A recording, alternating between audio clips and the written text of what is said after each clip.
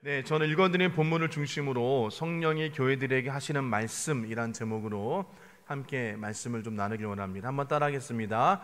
성령이 교회들에게 하시는 말씀. 한 번 더요. 성령이 교회들에게 하시는 말씀. 예, 저희들이 계속적으로 요한계시록에 있는 소아시아 7교회를 다 함께 공부했습니다. 그리고 오늘은 그 종합편으로 그것에 대해 좀 함께 말씀을 좀 드리고요. 또 이것을 통하여서 하나님께서 우리 가운데 주시는 말씀이 무엇인가 한번 다시금 한번 좀 살펴보기를 원합니다.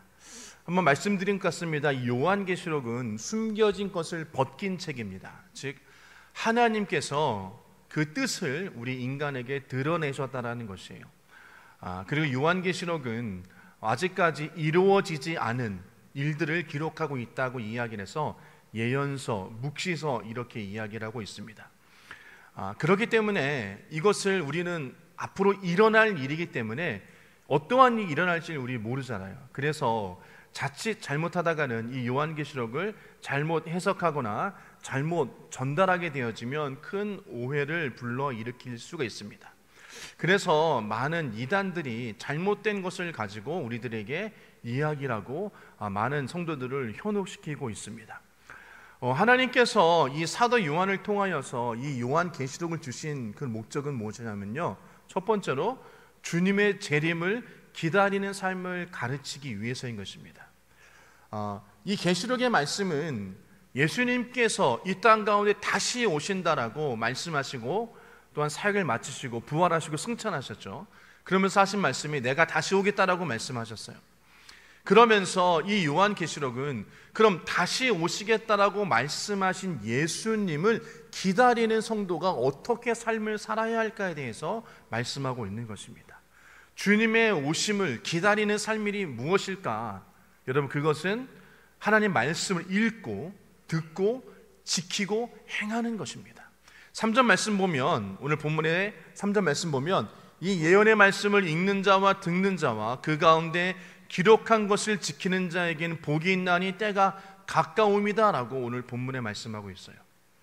즉 하나님의 말씀을 읽는 자, 듣는 자, 또 그것을 지키는 자에게 복이 있다라는 것을 말씀하고 계시면서 결정적으로 하나님의 때가 가까이 왔다라는 것이죠. 이 하나님의 때는 예수님께서 다시 오실 그날이 가까워오고 있다라고 말씀하고 계시는 것이에요. 그래서 우리 그리스도인들은 주님 오시는 그날까지 또는 주님이 부르시는 그날까지 맡은 일에 충성을 다하여서 하나님을 사랑하고 이웃을 사랑하는 말씀을 지켜 행하는 것, 이것이 여러분 그리스도의 삶인 것입니다. 그리고 우리가 이 말씀에 순종하여서 삶을 살아간다면 하나님의 뜻이 하늘에서와 같이 이 땅에서도 이루어질 것을 말씀하고 있습니다. 그러면서 오늘 우리에게 주시는 말씀은 무엇보다도 고린도전서 3장 16절 말씀 보면 너희는 너희가 하나님의 성전인 것과 하나님의 성령이 너희 안에 계시는 것을 너희가 알지 못하느냐라고 말씀하십니다. 우리가 이 소아시아 7교회를 함께 공부했는데요, 그러면서 7교회의 모습을 주시면서 꼭 그 마지막에는 성령이 교회들에게 하시는 말씀, 귀 있는 자는 성령이 교회들에게 하신 말씀을 들을지어다라고 말씀하십니다. 자, 여기서 이 고린도서의 말씀을 우리가 인용해 보면 교회들에게 하시는 말씀, 그 교회가 바로 저와 여러분이 되어진다라는 것이에요. 바울은 고린도전서 3장 16절의 말씀처럼 우리가 하나님의 성전, 너희가 하나님의 성전이라고 그렇게 말씀하고 계십니다.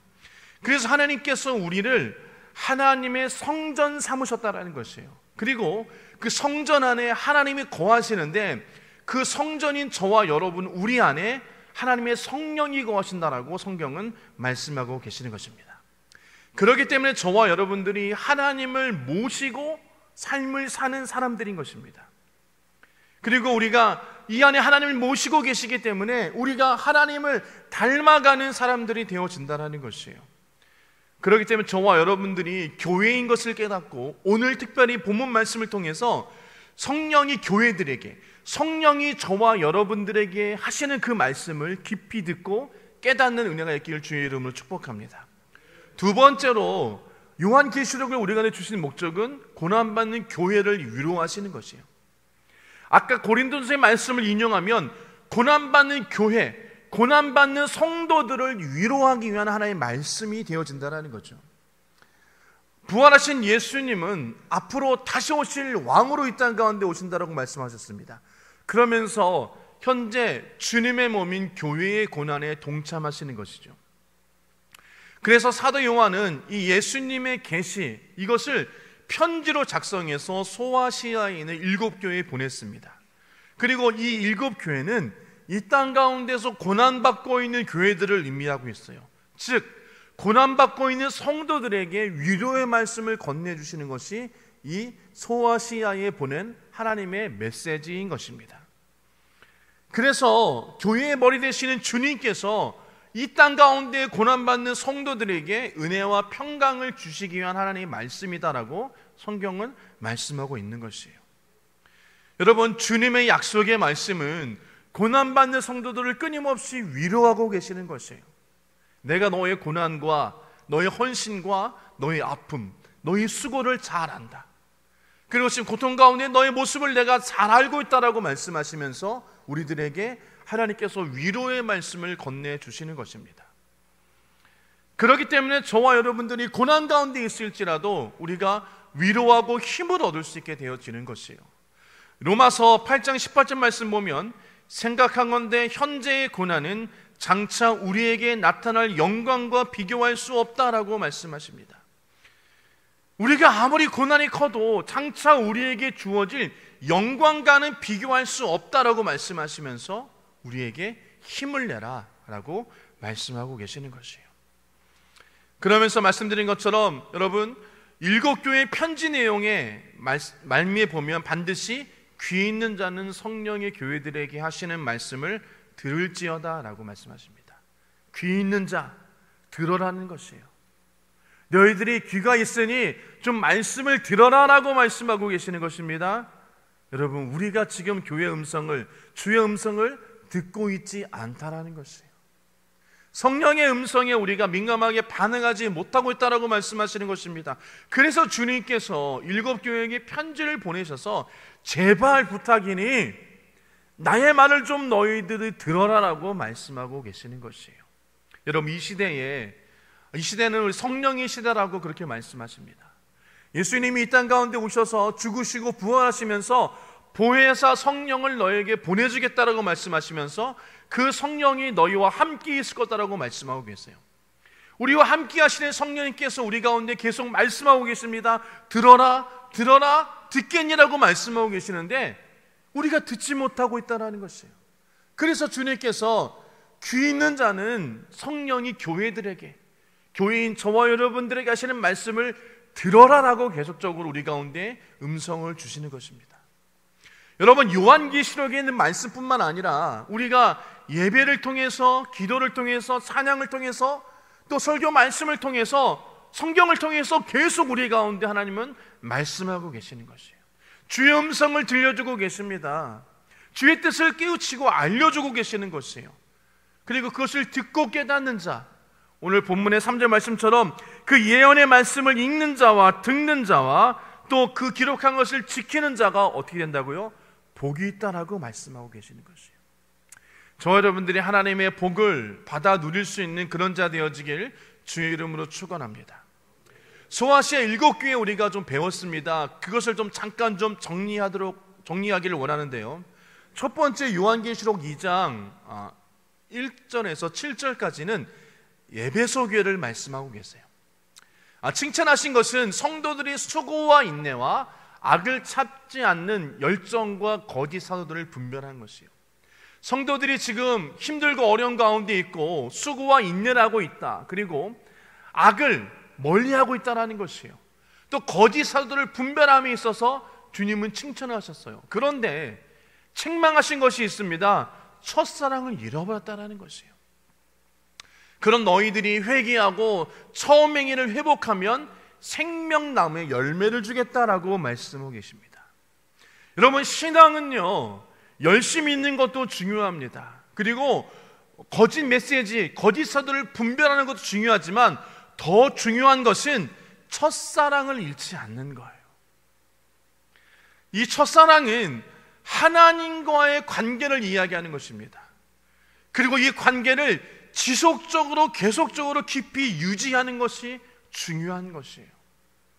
그래서 저와 여러분들이 첫사랑을 잃지 않고 하나님과의 관계를 계속적으로 지속적으로 이어나갈 수 있는 그런 자 되어지길 축복합니다.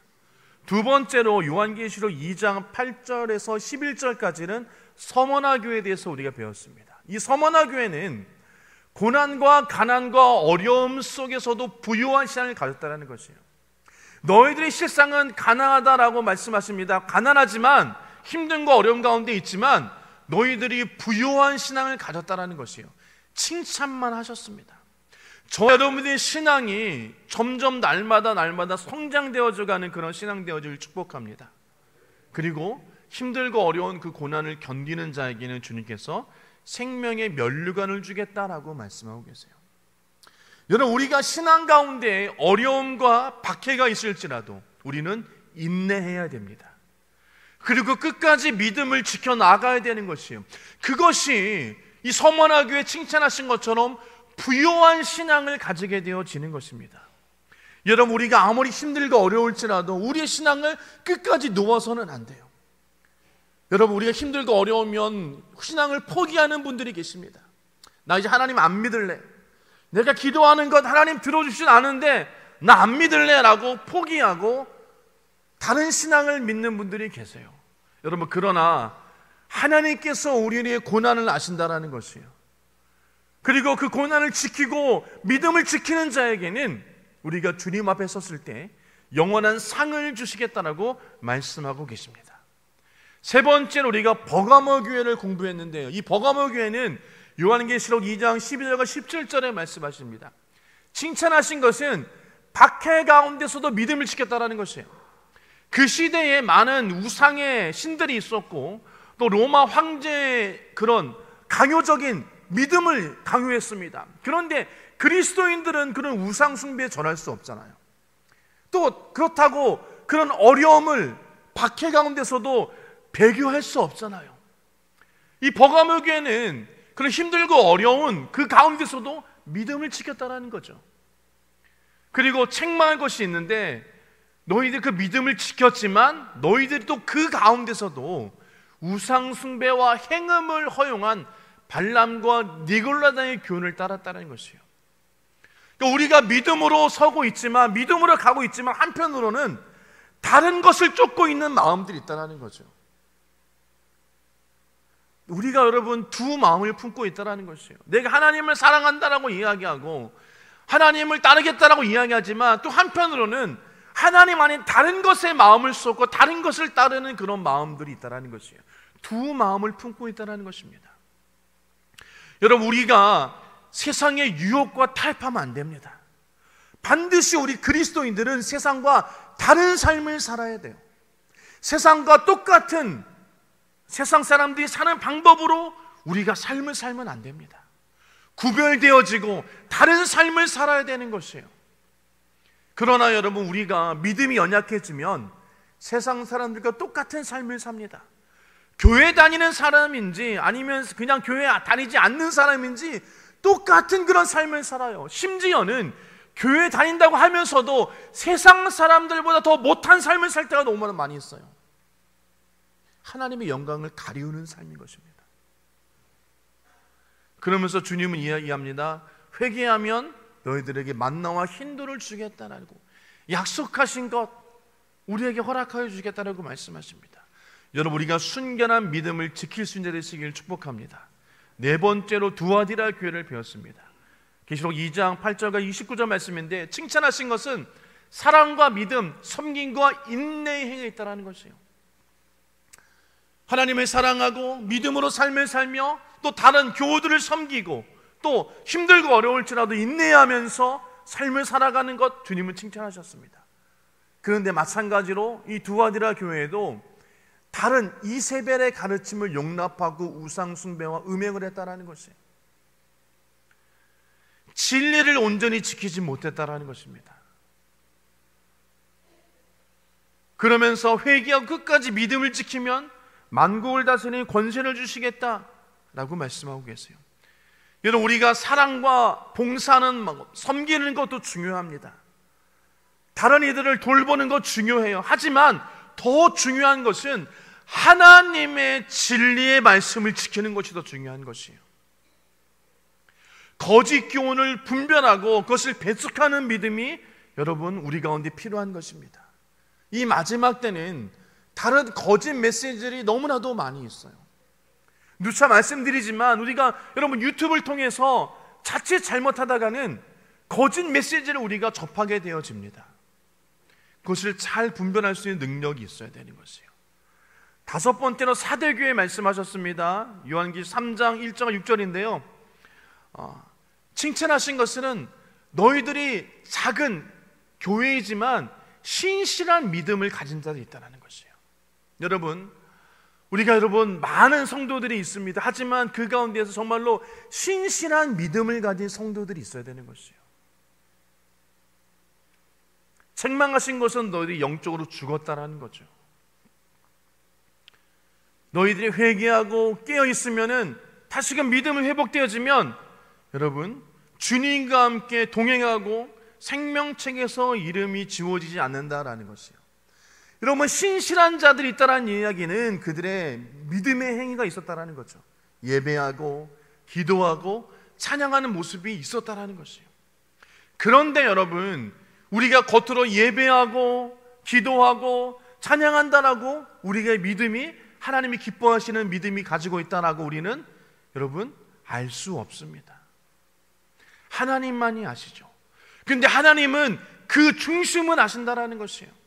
내가 지금 예배하고 봉사하고 찬양하고 기도하고 있지만 이 중심 가운데는 다른 마음을 품고 있는 것 주님은 아신다라는 것이에요. 여러분, 우리가 신앙의 형식에만 치우치지 말아야 되는 것입니다. 내가 지금 예배하고 있다고, 기도하고 있다고, 찬양하고 있다고 나는 믿음이 좋아 라고 우리는 그렇게 이야기할 수 없다는 것이에요.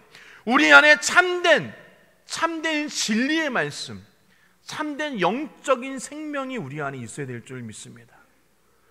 여섯 번째, 빌라델비아 교회 계시록 3장 7절 13절에는 작은 능력으로도 말씀을 지켰다라는 것이요, 예수님을 부인하지 않았다는 것이요, 힘들고 어려웠지만 너희들이 믿음을 지켰다라는 것이요, 어떠한 고난과 어떠한 박해와 어떠한 어려움이 있더라도 믿음을 저버리지 않았다라는 것입니다. 그래서 주님은 빌라델비아 교회를 칭찬하셨어요. 그러면서 너희들이 온전한 믿음을 지키고 삶을 살아가면 하나님의 성전의 기둥이 되겠다라고 말씀하십니다. 여러분, 저와 여러분들이 하나님의 말씀을 온전히 지키고 하나님의 성전이 기둥되어지는 그런 자 되어지길 축복합니다. 우리 성전에 여러분 기둥되어지는 사람이 필요한 것이에요. 많은 사람들이 있다 할지라도 정말로 하나님의 교회를 위해서, 하나님의 나라를 위해서 헌신하고 기둥되어지는 그런 성도들이 정말로 필요한 시기가 되었다는 것이에요. 여러분, 저와 여러분들이 정말로 하나님의 나라와 교회를 위한 그런 흔들리지 않는 기둥되어지는 그런 신앙인들 되어지기를 주님의 이름으로 축복합니다. 하나님의 성전에 기둥되어져서 쓰임받는 그런 자 되어지기를 주의 이름으로 축원합니다. 여러분, 마지막 일곱 번째 라오디게아 교회를 말씀하십니다. 여러분, 칭찬하는 것이 없어요. 책망만 하셨습니다. 미지근한 신앙, 스스로 부유하다고 생각하지만 영적으로 빈곤하다는 것이요, 내가 지금 예배드리고 찬양하고 기도하고 헌금하고 있다라고 생각하면서 나는 믿음이 좋아라고 생각하는 그런 교만함을 주님께서 깨트리시는 것이에요. 그러면서 주님 말씀하십니다. 여러분, 너희들이 회개하고 돌이키라는 것이에요. 그러면서 여러분 말씀하시는 것입니다. 너희들이 지금 풍요한 삶을 살고 많은 신앙의 그런 풍요 속에 살고 많은 그런 신앙의 자유함 속에서 너희들의 예수를 믿고 있지만 정말로 그것이 너희들의 유익이 되는가를 살펴보라고 말씀하시는 것입니다. 여러분, 우리가 겸손히 우리 자신을 돌아봐야 되는 것입니다. 겸손히 우리 자신을 돌아보고 내가 정말로 지금 바른 생활하고 있나, 바른 신앙생활하고 있나를 살펴봐야 돼요. 지금 예배를 드리고 있지만 여러분 어떻습니까? 우리의 눈이 어디가 있나 여러분? 우리 생각이 지금 어디가 있나를 좀 우리 자신을 살펴봐야 돼요.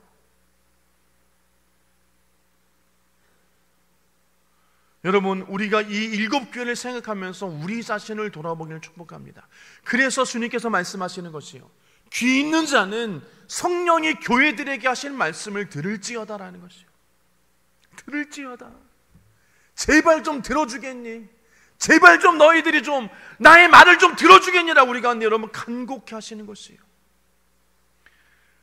이 7교회를 통해서 우리 가운데 공통적으로 주시는 메시지만을 좀 살펴보길 원하는데, 첫 번째로는 하나님의 첫사랑을 잃지 말아야 된다는 것이에요. 이 7가지 우리가 배웠습니다. 여기서 우리가 공통적으로 우리가 생각할 것은, 첫 번째로는 하나님과의 첫사랑을 우리가 잃어버려서는 안 돼요. 여러분, 첫사랑은요, 우리가 처음 하나님 만났을 때 느꼈던 그 마음이에요. 열정, 뜨거움, 헌신. 여러분, 우리가 주님 만났을 때 여러분 예수님만 생각하고 십자가만 생각해 눈물이 났습니다. 그러면서 여러분 예배소교에게 말씀하신 거죠. 많은 선한 행위와 바른 분별력으로 칭찬을 받았지만 첫사랑을 잃어버렸다고 책망받았다는 것이에요. 여러분, 첫사랑은 그저 한때의 그런 감정이 아닙니다. 하나님과의 관계에서 새로움과 그 열정을 잃어버리지 않는 것을 우리는 말씀하고 계시는 것이에요. 에이, 목사님, 첫사랑보다 나중에 더 깊은 사랑이 더 좋지 않습니다. 좋지 않겠습니까? 맞죠. 여러분, 우리가 시간이 지나면 지날수록 사랑에 대한 깊이가 깊어져야 돼요. 그렇죠?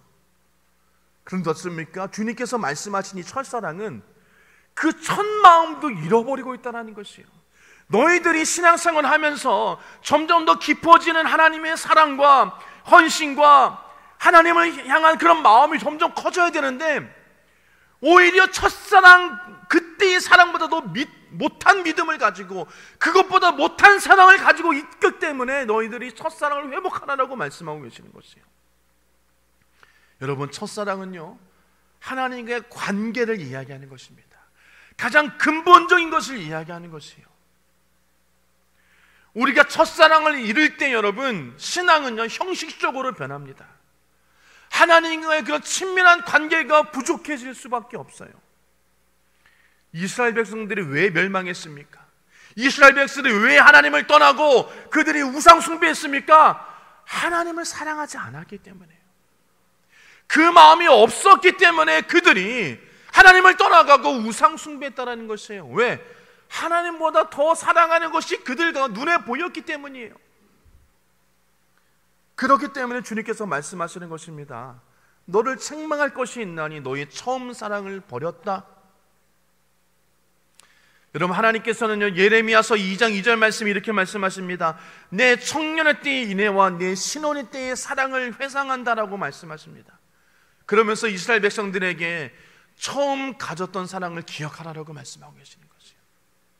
그때의 열정, 그때의 내가 하나님 앞에 나아가겠다는 그런 결단의 모습. 그래서 여러분, 예수님께서 마태복음에 말씀하십니다. 마태복음 22장 37절 말씀에 내 마음을 다하고 목숨을 다하고 뜻을 다하여 주 너의 하나님을 사랑하라고 말씀하고 계시는 거죠. 오죽하면 우리가 그 첫사랑을 잃어버리기 때문에 하나님께서 원하시는 것, 내 마음을 다하고 목숨을 다하고 뜻을 다해서 너 하나님을 사랑하라고 말씀하고 계시는 것이에요. 여러분, 우리의 신앙은 율법적인 행위가 되어서는 안 됩니다.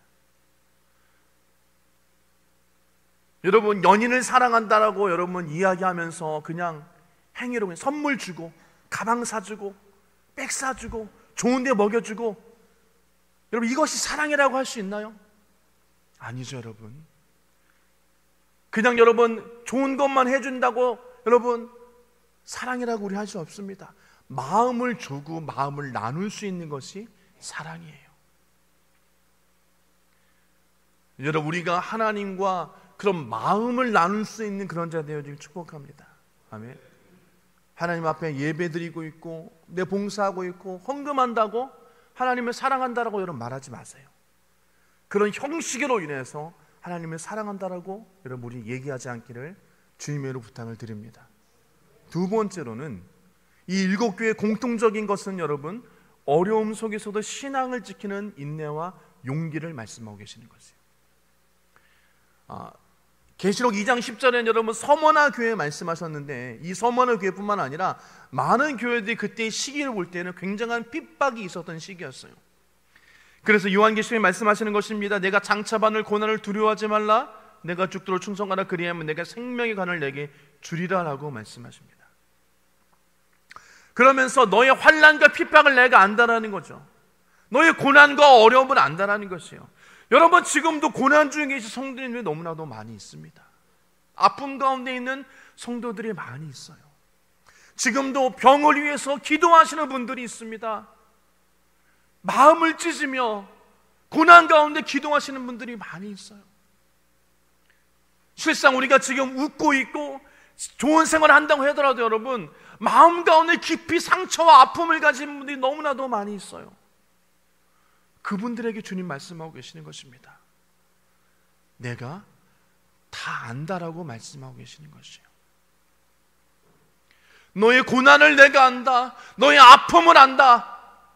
그러면서 신앙을 지키기 위한 하나님을 향한 열정을 가지고 하나님을 향한 신뢰함과 믿음을 가지고 살아가는 내가 너의 중심을 내가 안다라고 말씀하고 계시는 것이에요.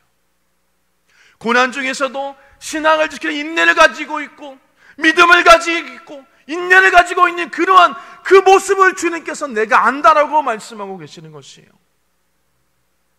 여러분, 주님 말씀하십니다. 사도 바울은 로마서 5장 3절과 4절 말씀에 환난은 인내는 연단은 소망을 이루는 줄 알기 때문이다라고 말씀하십니다.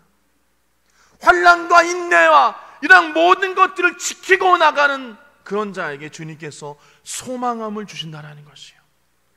야고보서 1장 2절 12절 말씀에는 시험을 찾는 자는 복이 있나니 이는 시련을 견뎌낸 자가 주께서 자기를 사랑하는 자들에게 약속하신 생명의 면류관을 얻을 것임이라.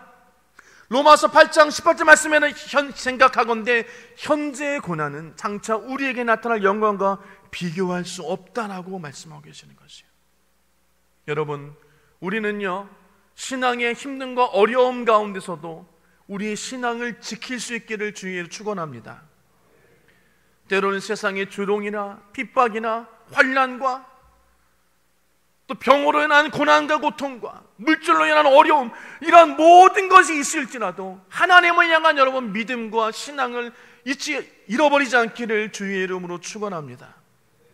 그래서 우리가 주님 오시는 그날에, 주님이 부르시는 그날에 잘했다 칭찬받는 저와 여러분 되어지길 축복합니다. 세 번째로는 여러분, 거짓 교훈과 세속적인 유혹을 분별하는 지혜가 너희 가운데 있어야 된다고 말씀하시는 것이에요. 버가모와 두아디라 교회가 말씀하신 것입니다. 여러분, 교회 안에 거짓 교사들이 있다는 것이에요. 즉 다른 것을 가르쳐주는 사람들이 있다는 것이에요. 진리가 아닌 다른 것을 가르쳐주고 잘못된 가르침을 전하고 성도들을 세상의 유혹에 빠뜨리게 하는 그러한 일들이 지금 있다는 것입니다. 그것으로 인하여서 올바른 신앙에서 벗어나게 하는 자들이 있다는 것이에요. 여러분, 우리는 그것들을 분별해야 될 줄 믿습니다. 세상에 여러분 많은 거짓 메시지들이 있어요. 요즘은 여러분 이런 말씀 좀 드리기 좀 죄송하지만 어느 유튜브를 보면 어느 목사님들은 교회 헌금하지 마라, 11조 드리지 마라라고 말씀하신 분이 계세요. 그리고 또 그것을 들으면서 성도님들은 그래, 이 목사님이 11조 왜 드리냐고 말씀하시는데 왜 우리 교회는 11조 내라고 이야기를 해? 왜 11조를 드려야 되라고 이렇게 얘기하시는 분이 계시는데요, 하나님은 여러분 11조를 드려라고 말씀하고 계세요. 다른 것은 다 여러분, 너희들이 11조를 드리고 이것은 내 거다, 너희들이 그걸 드리지 않으면 도둑질한다라고 말씀하고 계십니다. 성경에 그렇게 나와 있는데 어느 목사님들은 왜 11조 드리냐고 이렇게 얘기하세요. 어느 교회 목사님들은 헌금하지 마라, 이런 말씀하시는 목사님들이 계세요. 왜? 성도들이 어려운데 왜 헌금을 자꾸 이야기하냐, 이렇게 말씀하고 계시는데 여러분, 하나님께서 분명히 말씀하셨습니다. 하나님의 전에 나올 때 빈손으로 나오지 말라고 말씀하고 계세요. 여러분, 지금 이 시대에 이런 거짓 메시지들이 우리를 유혹합니다. 잘못된 진리를 말씀하고 있어요. 성경과 다른 것들을 우리한테 이야기하면서 이것이 맞다, 옳다라고 이야기합니다. 여러분, 우리가 그것을 분별할 수 있는 그런 지혜가 우리 가운데 있어야 될 줄 믿습니다. 아멘. 요한계시록 2장에 말씀하시는 것이요, 발람의 교훈을 지키는 자들이 있다라는 것이요. 이 발람의 교훈이 무엇입니까? 이스라엘을 멸망시켜야 된다. 너희들이 이스라엘 멸망할 거야. 이스라엘 백성들에게 이야기합니다. 이스라엘 백성 멸망할 거야. 빨리 도망가. 이런 이야기를, 거짓 메시지를 막 퍼뜨리는 것이에요. 여러분, 하나님께서는 우리 가운데 진리를 지키라고 말씀하십니다. 아멘. 디모데후서 말씀 보면 사람이 바른 교훈을 받지 아니하며 귀가 가려워 자기 사욕을 따르고 따를 스승을 많이 두고라고 말씀하십니다. 자기 사역을 따를 스승을 만든다는 것이에요. 내 마음에 맞아, 저 이야기는 내 뜻에 맞아, 나의 선생이야 라고 그렇게 이야기를 한다는 것이에요. 요한일서 4장 1절 말씀 보면 영을 다 믿지 말고 오직 영들이 하나님께 속하였는가를 보라는 것이에요. 다 믿지 말라는 것이에요. 그 영이 하나님께 속해져 있는가를 보라는 것입니다. 여러분, 이 마지막 때에 올바른 진리의 말씀을 우리가 여러분 분별하고 그것을 따를 수 있는 그런 자가 되어지길 주의로 축복합니다. 올바른 말씀을 우리가 들어야 돼요. 진리의 말씀을 배워야 됩니다.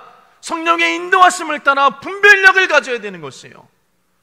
여러분, 저와 여러분들이 세상의 유혹과 거짓 메시지, 거짓 진리에 귀를 기울이지 아니하고 온전히 하나님만을 섬기는 참된 신앙인 되어지길 주의 이름으로 축원합니다.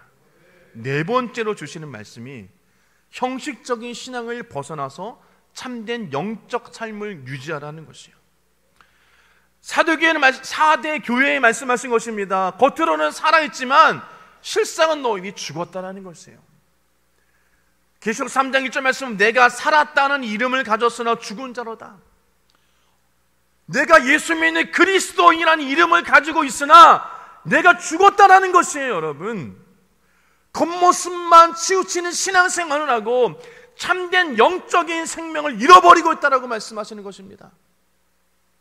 여러분, 죄송합니다. 내가 지금 예수 믿고 있다고 다 그리스도인이 아니라는 것이에요. 여러분, 올바른 신앙 가운데 하나님 말씀을 지키고 행하는 자라야, 하나님의 진리를 따르는 자라야 올바른 그리스도인이라고 성경은 말씀하고 계시는 것이에요. 여러분, 지금 세상에 그리스도인들하고 이야기하면서 얼마나 여러분 교회를 욕되면서 하나님을 욕되게 하는 자가 얼마나 많이 있습니까? 예수 믿는다고 하면서 다른 사람 사기치고 어렵게 하고 다른 사람의 이익을 섬기고 하나님을 사랑하고 이웃을 사랑하는 것이 아니라 나의 욕심과 나의 이익을 위해서 같은 교인들을 등쳐먹는 사람들이 있어요. 여러분, 그것은 신앙인의 모습이 아니라는 것이에요.